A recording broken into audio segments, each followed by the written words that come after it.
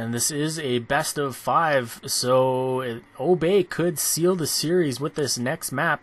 And like you said before, Respawn game types have not been, Thrust, main, key gameplay. I don't know what it is. They always start strong, but they're not able to hold out through the middle of the map. Obey kind of shocking me though. I really didn't expect them to come out and put up this much of a fight against a top contending team like Thrust, especially with this lineup. But Breezy, always showing us that he is a veteran to professional Call of Duty, and his plays, his flag runs and everything like that are just crucial to a successful team, and he's always done really well. And you put him with the rest of the team, Trizzy doing very well in the last game as well, dropping 30 something or 32 kills I believe he had, and Crumpy and Cray playing beautiful support roles. They're a solid roster for sure. Yep. I was going to ask you as well, where do you think these two lineups actually stand instead to some of the big boys, I guess, such as your Optics and your Envies? I mean, do you reckon these two teams can go toe-to-toe with them at LAN? To be honest, right now, I think they're more of a over top 5 team, between 5 and 8. I still think, Complexity, Optic, and those guys they're doing so well that, on LAN, they're that team to beat. And any team that goes up against them is already at a deficit and having to work against the Tide or work against the Stream, whatever you want to call it, just because they are such a juggernaut lineup. The only thing, that's really going so far for Thrust, going against Thrust is right now, just they're a brand new team. Give them a few more weeks. We'll see how their roster develops. We'll see how their game styles all develop together. And then maybe we could put them back into top 3, top 5. Who would you say is the number 1 team in the US right now? Complexity. Do you reckon Complexity? I think their online play matched with their LAN play is just, it's huge. Optic obviously, won UMG, but I think the way Complexity's been playing and just, with their overall presence as a team, I think they're the number 1 team. Fair enough. I thought you were going to say Optic, to be fair. But a lot of people have said that, Optic just don't look as strong on Black Ops 2 as they did on Modern Warfare 3. I don't think it's the fact that they don't look as strong. I just don't think they play nearly as much as they did before. All these guys are, growing up and going to college, school and personal life, taking hold here and there. They're not grinding that 40 hours that we saw them play in past Call of Duties, especially Black Ops 1. We saw Optic play every day for 8 hours straight. Now we're seeing other teams, take that position. And I think that's because Optic feels comfortable. They have been playing together for so long that they developed such a comfort level that they don't need to grind, that excessive amount of play a week. And now guys can focus on everything else, which I think is great. I think once you get to that point, that's a beautiful place to be as a team. When you can, defend or depend on your guys, to always have their skill set. I think that's... I've always said Optic, especially at EGLs, Optic is just a LAN team. So many people have come in and said, before events, Optic aren't performing well online. You can't give them a top seeding. They're not going to win the event. And they get to the event, and they just make it look so easy. They perform so well at LAN. They're composed. They show up, and it's just like it's a day-to-day thing for them. Like, no big deal. I just dropped 2-0 against Complexity. No big deal. Just normal day. Whatever. Normal day. It baffles me that how they develop their skill points like that. And right here, middle point, hard point. This is one of the most frustrating hard points to get a hold of. Even when I play this game, you're trying to get in there. It seems like the characters blend into the sides of the wall so easily. You rush in there. You're like, where are they? Where are they? Oh, there he is. It's infuriating at the best of times. And what's really important as well is what we're going to have to see Obey do now is just try and rotate that spawn. But Breezy actually throwing the hunter killer inside and managing to take down one, but Saints responds with a nice 2-piece inside that hardpoint. And you can see just by where these Obey players are spawning, they don't have control of the spawns. Everybody's just chucking hunter killers in there, hoping for the best. Each team grabbing one apiece, but looks like Thrust is able to get control of that anchor position. Backside gold is taken care of. Now they've pushed in. Hardpoint swapped into the secondary one, and it is contested, but it does look like Clayster's able to hold on back-to-back, not able to grab the back-to-back, able to go down. Breezy's grabbing that one kill, and it looks like spawns are going to flop here. Yep, it's looking that way. Breezy's done a great job of just rushing straight into that hard point. And now you can see, has the support of a few of his teammates, picks off 1 kill. Can he find the second? That's going to be Sensor that's going to be contesting. But Breezy now needs to be thinking about those spawns. He's seen his teammates spawn behind him, so he doesn't need to worry that much. But you're going to see, he's going to check just behind him. Very cautious play, and they have actually lost control over that hard point, and that's exactly the player that placed it. That Breezy was trying to find. It was placed there. He managed to shut him down.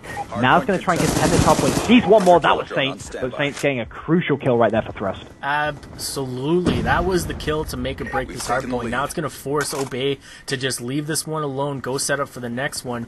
And I'm going to quote one of my teammates here. If you're unaware that I do represent or help manage and represent a team of my own called New Breed, and one of my players, Folsom, is actually making waves in the community, coming from the competitive sniping, or not competitive, but public sniping area, and making a big name for himself in competitive.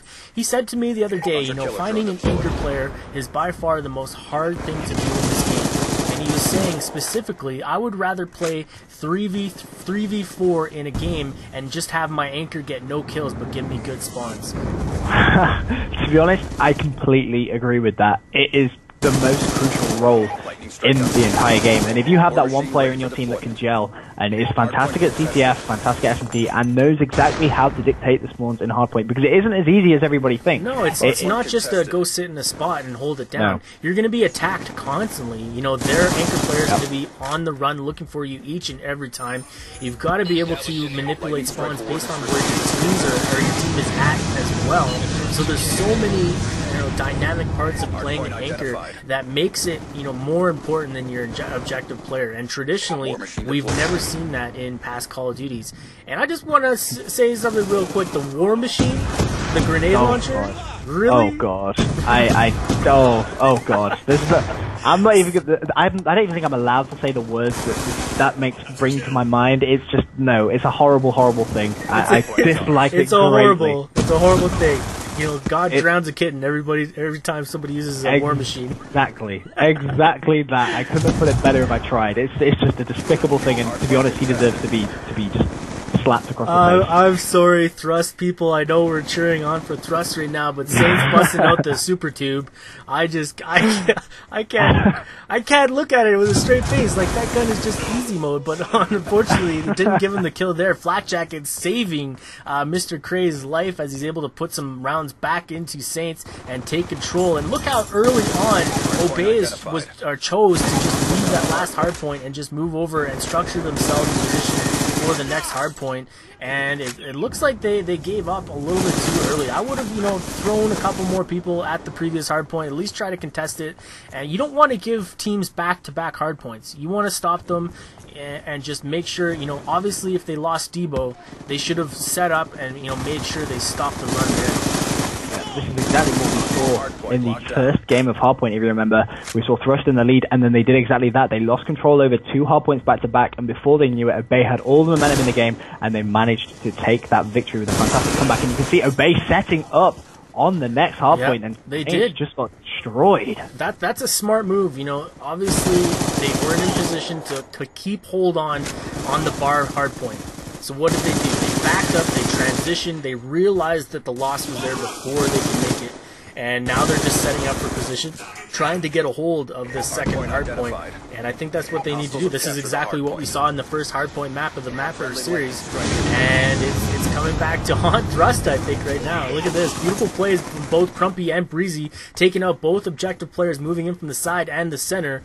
And now we're seeing, that terrible spawn, that marathon run that these players have to do. Thrust is having to run cross map. Fears was able to hold on to the Hailstorm missile, grabs one, but they aren't able to pull in. They've got 2 in control now, taking care of Gold and backside of the spawn, and they're able to swap it back out of the hands of Obey, but they got to watch the right side there. But beautiful 3-piece by Team Thrust. Have you seen Fears right now? An 8 kill streak as it stands. Clay stat on off 4 as well. They are really bringing out the slaying power in this game. He's cherry picking a little bit though. He's trying to get up to that V stat to really solidify the victory and bring them back to within a 2-2 map count. And it's a smart play. You can't knock him for doing it because that's exactly what you need to do when you're down a map. You don't want Obey to close out the series and hold you to a 3-1. You want to bring it back, and what he's doing, he's playing smart, cherry picking the spawns, looking to get somebody caught off guard, and he wants to hold on to this hardpoint, grab one more kill, and get that beast that he's able to turn and grabs it, and that was the moneymaker right there. He's got all 4 people on the board. It's like Christmas tree lighting up at Christmas Eve, and he's got people on the map looking to kill. Beautiful Saints is going to go out there, grab a 2-piece, Craze shutting him down, and that's going to leave Fears all by himself back on the board. But beautiful play, love it. Yep, fantastic decision making. It's what we touched on earlier on, deciding to play for the score sequence rather than play for the kills for the moment, and it paid off for him. He's got that VSAT, and what you're going to see now is for us to pre-fire pretty much everything. Anytime they see that little red triangle on that radar, they are going to be pre-firing corners galore. But it isn't paying dividends on this hardpoint. This is probably the Debo hardpoint, one of the hardest to keep control over. And what they can see right now, or what Thrust can see, is Obey setting up on the next one. And that is where Thrust now, they need to react to this. They have complete view. They have complete view of the entire map. They know exactly where the enemy are.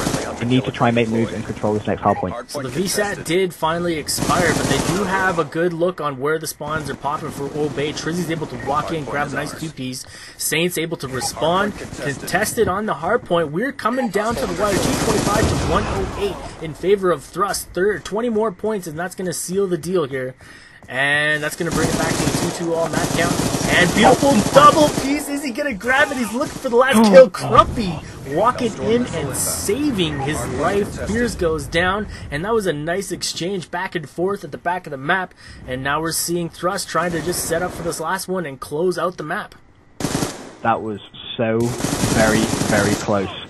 I mean, that 2-piece right there, if he'd have hit that... Yeah, the jump, slide, side mount, whatever you want to call it. He was just looking to hold on to that kill, and he pumped a couple rounds into the chest, and thankfully his teammate walked in at the nick of time, saving his life. But here we are, and this is going to be it, 245, and the points are going 247, finally contested. Obey's going to walk in and try to hold on to their life here, not able to do so. Clayster grabs that beautiful 2-piece and nails the coffin shut. That's 2-2 all map count right now.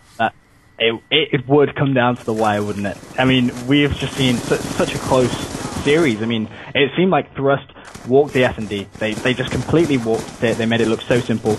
Yet Obey and these respawn game types look very, very strong. And now it is all going to come down to it's going to be S&D next, isn't it? I think we're going to see a final map be S&D, the deciding factor yet again being S&D. I love it. It's exciting. It's something that the community loves. The public community also really loves to see Search and Destroy. It's something they can relate to a little bit more than Hardpoint or CTF, because traditionally they are the lower played game modes in the public realm. But Search and Destroy is always very popular. It's something everybody likes to see. So hopefully we'll be able to bring that here to the community. We are at 900 viewers concurrent right now. Let's try and finish this off strong. Go ahead and tweet out the stream. Let's promote